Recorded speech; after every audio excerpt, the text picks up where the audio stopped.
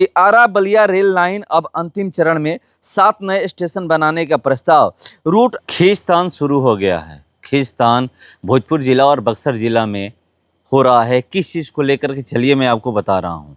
एक बहुत ही लंबी मांग, आज से नहीं 1960 के दशक में ये मांग उठी थी कि आरा से बलिया तक एक ट्रैक बिछाया जाए। आरा से बलिया रेल लाइन की बात की गई थी, मगर जो मांग 1960 में उठी थी, फिर से एक बार 2009 में ये मांग को उठाया गया और इस रेल बजट में घोषणा किया गया कि आरा से बलिया तक एक नया रेलवे ट्रैक बिछाया जाएगा जिस पे ट्रेन दौड़ेगी। मगर अभी भी इस योजना पे सिर्फ बातें होती है, धरातल पे ये योजना उतरी नहीं है।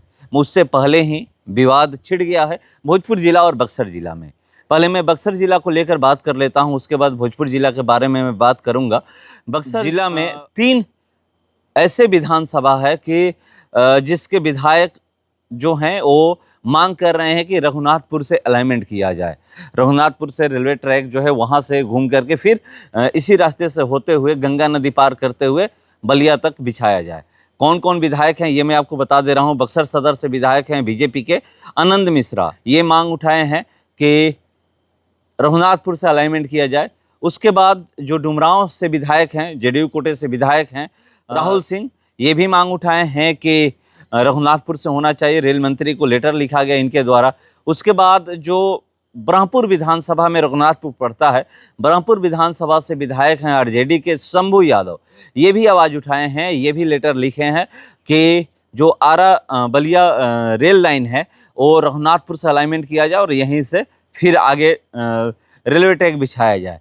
तो ये 3 विधायक हैं और एक सांसद भी हैं जो बक्सर लोकसभा से हैं, आरजेडी के सांसद हैं सुधाकर सिंह, ये भी आवाज़ उठाए हैं कि जो आरा बलिया रूट हो वो जगजीवन हाल्ट से उसका अलाइनमेंट ना करके इसका अलाइनमेंट रघुनाथपुर से किया जाए। रघुनाथपुर रेलवे स्टेशन है, वहीं से किया जाए। आप भी जानते हैं कि 2 साल पहले रघुनाथपुर रेलवे स्टेशन पर नॉर्थ ईस्ट एक्सप्रेस डिरेल हो गई थी और उसके बाद बहुत सारी रघुनाथपुर के लिए मांगे भी की गई और ये भी बहुत बड़ी मांग की गई है। ये 3 विधायक और एक सांसद द्वारा जो बक्सर जिले से रिलेटिव हैं। बक्सर लोकसभा के सांसद की बात करें सुधाकर सिंह, वो लेटर लिखे हैं, आवेदन लेटर लिख करके रेल मंत्री को दिए हैं। और ये 3 जो विधायक हैं अलग अलग पार्टी के विधायक हैं, उसके बावजूद भी एक स्वर में ये मांग कर रहे हैं कि रघुनाथपुर से अलाइनमेंट हो, रघुनाथपुर से रेलवे ट्रैक बिछाया जाए वहीं से और बिछा कर आगे ले जाया जाए। तो ये लोग बक्सर जिले की मांग कर रहे हैं।